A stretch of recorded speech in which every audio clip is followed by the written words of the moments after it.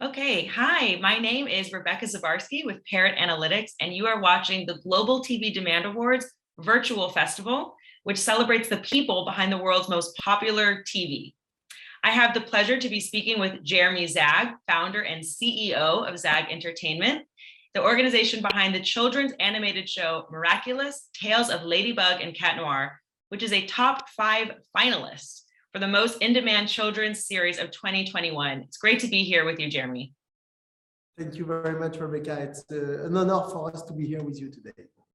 Great. So, in 2021, global demand for Miraculous peaked at 45 times the demand of the average show. It's been a global sensation, and it has a global feeling to it. It's based in Paris, drawn in sort of a manga style, and it's always exploring different cultures throughout the show.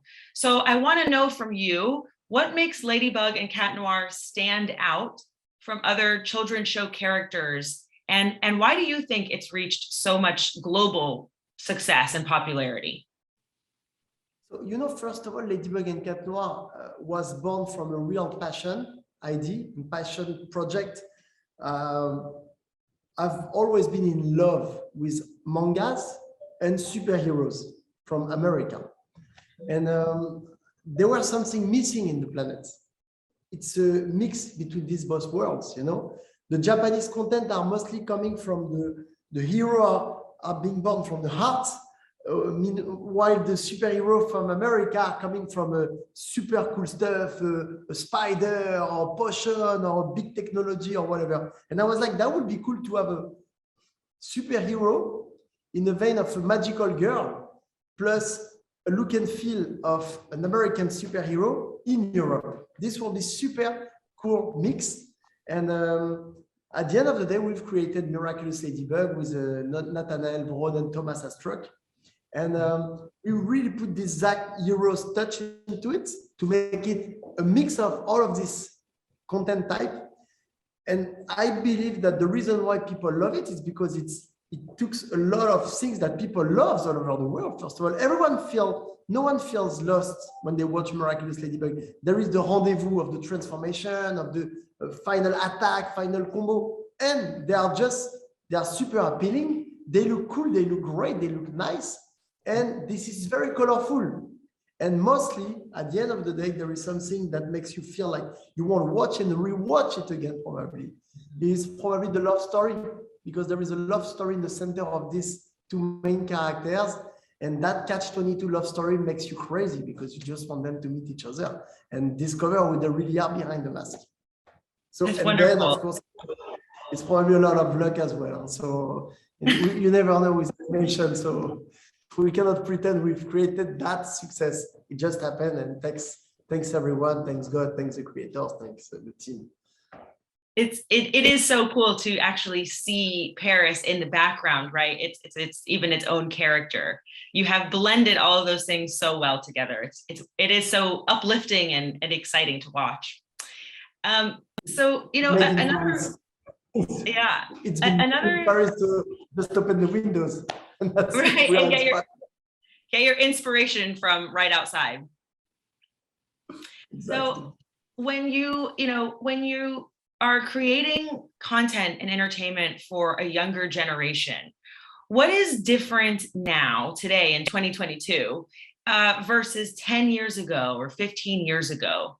And also for you personally, what is it about the children's content space that is so appealing, and how did you find your way here?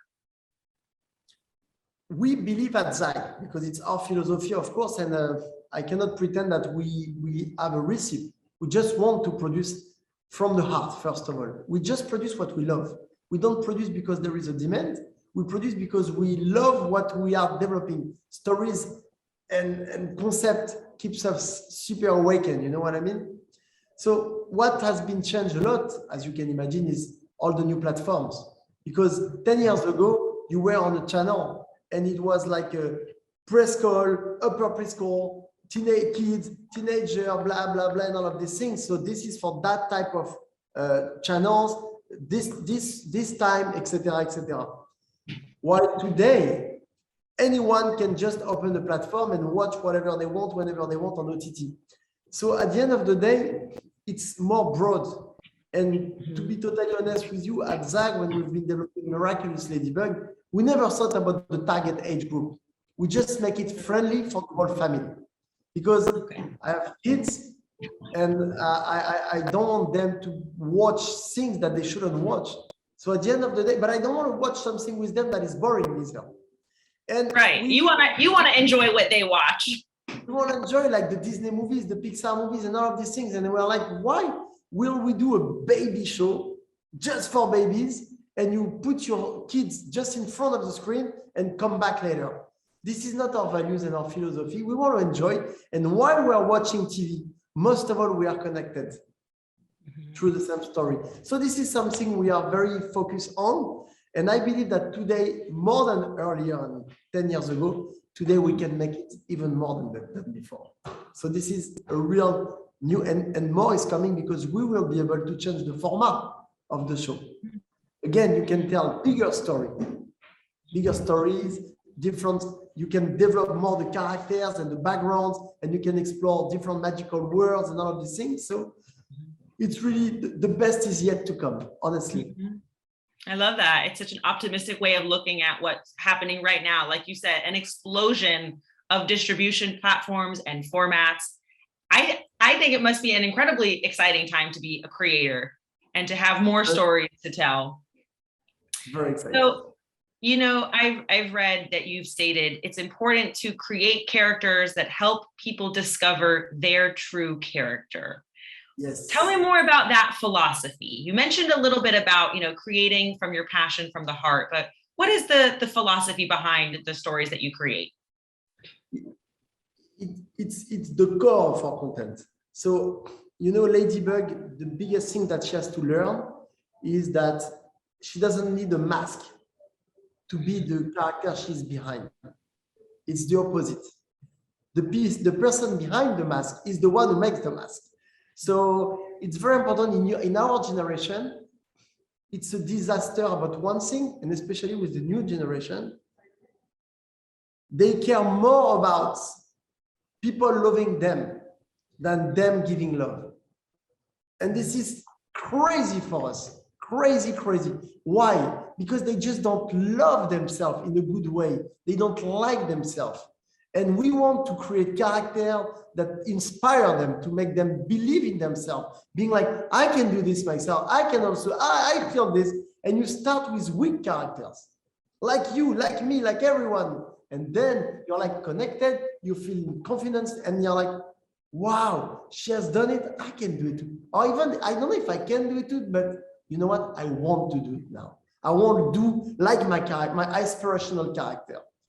And there's nothing better than a character from an animation content, you know, because they make you dream and you project yourself into that journey. Yeah, absolutely. I wonder what my superhero would be. Ladybug, of course. Of course.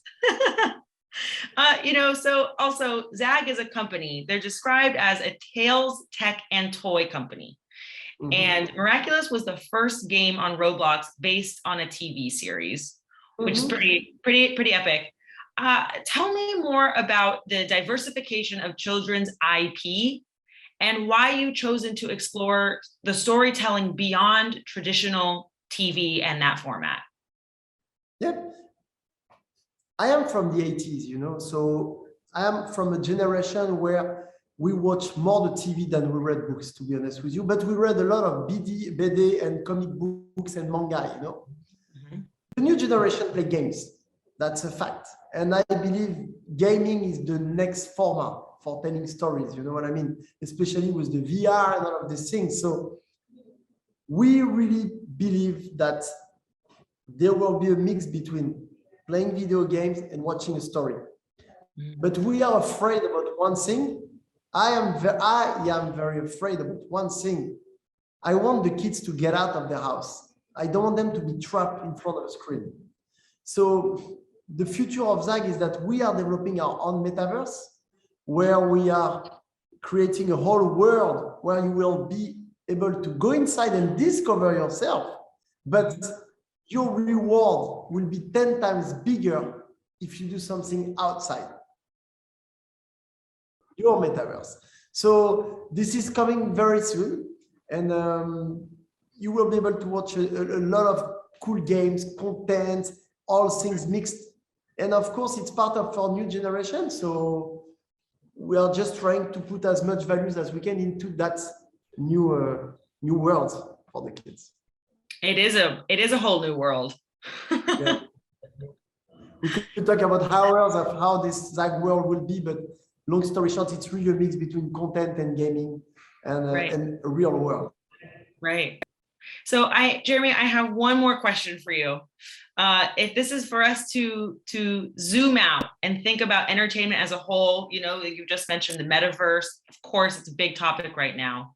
The theme for this event, this virtual festival, is all about revolutionary change and storytelling. So I want to know, what is the most revolutionary thing about entertainment right now and looking ahead into 2022? I believe the gaming experience will be the future. The gaming stories, you know what I mean? You are the hero of your journey. And if you can do that, this is totally connected with what Zag wants you to do with our content, to discover yourself through the story. So if you can be the hero and understand that you don't need anymore to go and be in the virtual world, but now you believe enough in yourself and you like yourself enough to just enjoy your life. Mm-hmm. Mm-hmm. Jeremy, thank you so much. It's so exciting to see Miraculous so popular all over the world, and it's been wonderful getting to know you. I appreciate it, and we'll talk soon. We'll see each other in the Miraculous universe.